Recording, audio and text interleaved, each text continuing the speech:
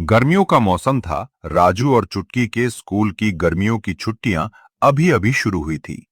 वो लोग इस सोच में थे कि वो लोग इन छुट्टियों को कहाँ बिताएं। तभी राजू और छुटकी के पिताजी उनसे कहते हैं, क्यों ना बच्चन इन छुट्टियों में हम लोग शिमला चलें? नहीं पिताजी, हम पिछली बार भी छुट्टियों में शिमला ही गए थे। इस बार हम कोई अलग जगह घूमना चाहते हैं। फिर पिताजी थोड़ी देर सोचते हैं और एकदम खुश होते हुए बोलते हैं कि अरे हाँ बच्चों, तुम्हारे सबसे छोटे चाचा जी एक गांव में रहते हैं। वो गांव बेहद सुंदर है।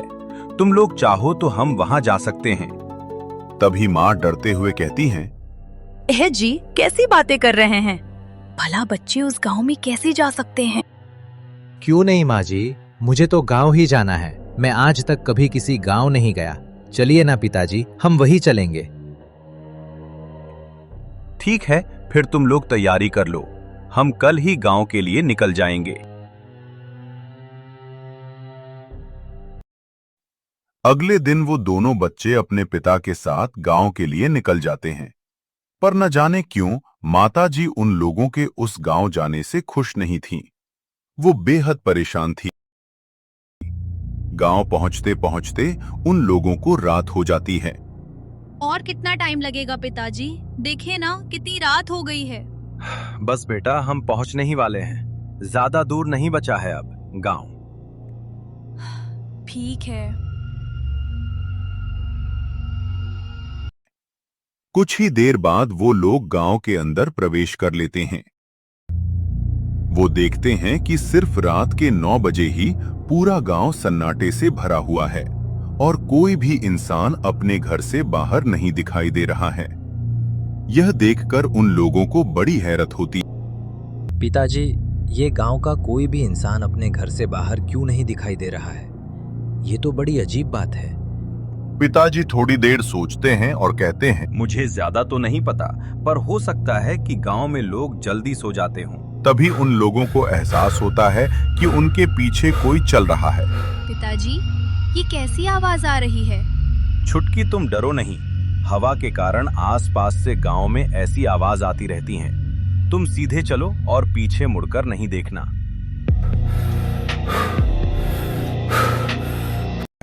फिर थोड़ी देर बाद ही वो लोग अपने चाचा के घर पहुंच जाते हैं। दरवाजा खोलो भानु, देखो हम आए हैं। अंदर से डरती हुई आवाज आती है, कौन हो तुम और यहाँ क्यों आए हो? मैं तुम्हारा बड़ा भाई शहर से अपने बच्चों के साथ तुम्हारे घर आया हूँ। दरवाजा तो खोलो। भानु दरवाजा खोलता है और वो लोग घर के अंदर चले जाते हैं। बड़े भाई, आप यहाँ कैसे? वो भी इतनी रात में बच्चों के साथ। क्या आपको पता नहीं है कि यहाँ पर रात में कौन घूमता है? अरे भानु, तुम अभी तक इन बातों में पड़े हो और साथ में बच्चों को भी डरा रहे हो। छोड़ो ये बातें, अब पुरानी हो गई हैं। चलो बच्चों, तुम लोग थक गए होंगे। जाओ अब जाकर सो जाओ। बाकी बातें हम कल सुबह करेंगे।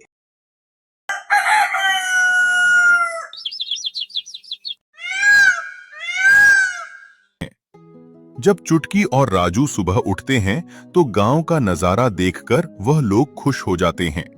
उन्होंने इतना सुंदर नजारा आज से पहले कभी नहीं देखा था। पिताजी, गांव का नजारा तो बेहद सुंदर है। तभी पिता के मोबाइल पर एक कॉल आता है और पिता उस कॉल पर बात करने लगते हैं। अरे बच्चों, मुझे जरूरी काम से शहर जाना पड़ेगा। तुम लोग अपने चाचा के साथ ही रहना। मैं 1-2 दिन में आकर तुम लोगों को यहाँ से ले जाऊंगा। ठीक है पिताजी, आप आराम से जाइए। हम बिल्कुल शैतानी नहीं करेंगे और अच्छे बच्चों की तरह अपने चाचू के साथ रहेंगे। फिर पिताजी अपनी कार लेकर वहां से निकल जाते हैं।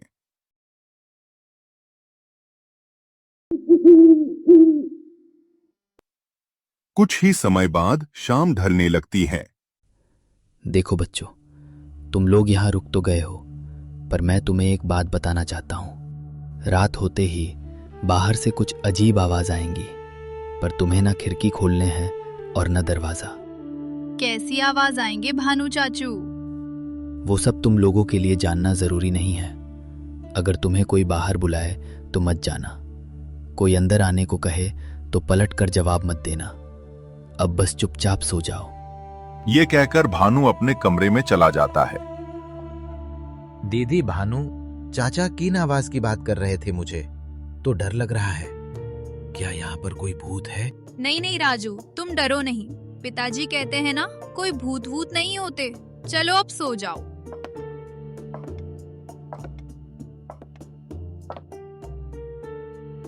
वो दोनों काफी देर तक सोने की कोशिश करते हैं, पर उन्हें नींद नहीं आ पा रही थी कि तभी अचानक बाहर से उन्हें भारी कदमों की आवाज सुनाई देती है और साथ में कुछ अजीब हंसने रोने और गुर्राने की आवाजें।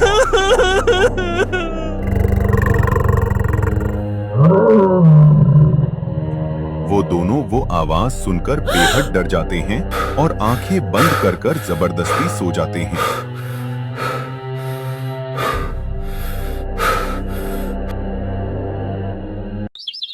अगले दिन जब सुबह होती है तो चुटकी अपने चाचू से पूछता है। चाचू, कल रात बाहर गांव में कौन चल रहा था? हम दोनों को तो बहुत डर लग रहा था। तुम लोग इतना मत सोचो और ना उसके बारे में बात करो। वो सब तुम लोगों के लिए जानना जरूरी नहीं है। बस ख्याल रखना कि खिड़की और दरवाजा नहीं खोलनी है। कुछ तो अजीब है इस गांव में। जरूर भानु चाचा हमसे कुछ छुपा रहे हैं। कैसे पता लगाऊं इन बातों का? अगली रात जब वो दोनों सो रहे होते हैं कि तभी वो आवाज आना दोबारा से चालू हो जाती है।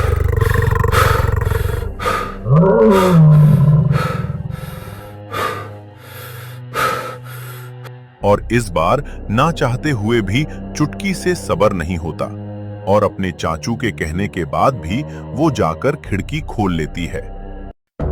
और जैसे ही चुटकी खिड़की के उस पार का नजारा देखती हैं, तो वो चौंक जाती है और डर के मारे सहम जाती है। खिड़की के उस पार एक राक्षस गांव में घूम रहा था और एक गाय को गले से पकड़कर खा रहा था।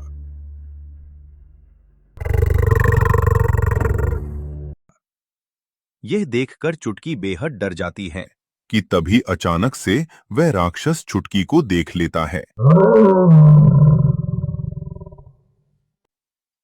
राक्षस के देखने पर चुटकी डर के मारे खिड़की बंद के वापस अपनी जगह पर आ जाती है और अपने भाई से डरते हुए कहती अरे है। राजू, यहाँ तो बहुत बड़ी गड़बड़ है। बाहर एक राक्षस पूरे गांव में घूम रहा है और शायद उसने मुझे देख भी लिया। अब हम क्या करेंगे? जो भी हो जाए, कल सुबह होते ही हम इस गांव को छोड़कर वापस अपने शहर चले जाएंगे। तभी बाहर से दरवाजे पर दस्तक होती है और पिताजी की आवाज आती है। अरे बच्चों, दरवाजा खोलो। देखो, मैं तुम दोनों को लेने आया हूं। देखो दीदी, पिताजी हम दोनों को लेने आ गए। अब हम जल्दी इस शापित गांव से बाहर निकल नहीं जाएं। नहीं राजू, रुको। मुझे लगता है ये पिताजी नहीं है, ये वही राक्षस है और पिताजी की आवाज निकालकर ये हमें बेवकूफ बना रहा है। वैसे भी भानु चाचू ने कहा था, कुछ भी हो जाए दरवाजा नहीं खोलना है। तभी बाहर से दोबारा आवाज आती है। क्या हुआ? जल्दी खोलो, मुझे अंदर आने दो। नहीं दीदी, ये पिताजी ही है और हमें उन्हें अंदर बुलाना चाहिए, अगर उस राक्षस ने उन्हें कुछ कर दिया तो। फिर राजू जाकर वह दरवाजा खोल देता है। और जब वो बाहर का नजारा देखते हैं तो वो दोनों दंग रह जाते हैं। बाहर उनके पिताजी नहीं, बल्कि वही खतरनाक राक्षस खड़ा था। वो इतना विशाल और खतरनाक था कि उसे देखकर किसी का भी खून जम जाए। वो राक्षस धीरे धीरे अपने कदम बढ़ाता है और उनके कमरे में आ जाता है। वे लोग डर के मारे बस अपनी जगह पर जमे रहते हैं।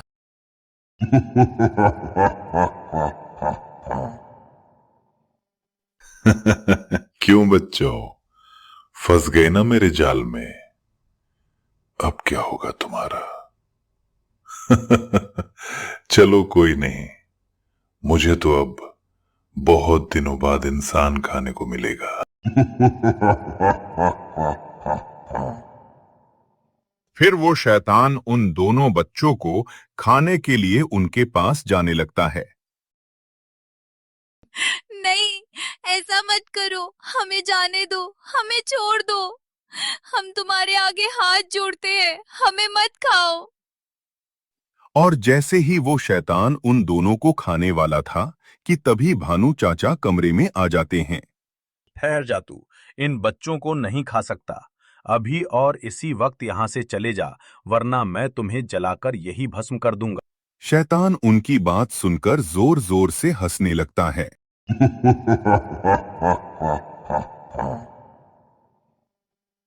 मतलब तू ऐसे नहीं मानेगा। रुक, अभी तुझे मजा चखाता हूँ। तभी भानु चाचा भूत भगाने वाले मंत्रों का जाप करने लगते हैं।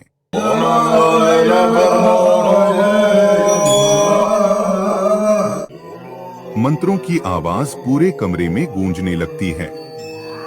मंत्र सुनकर शैतान जलने और चीखने लगता है।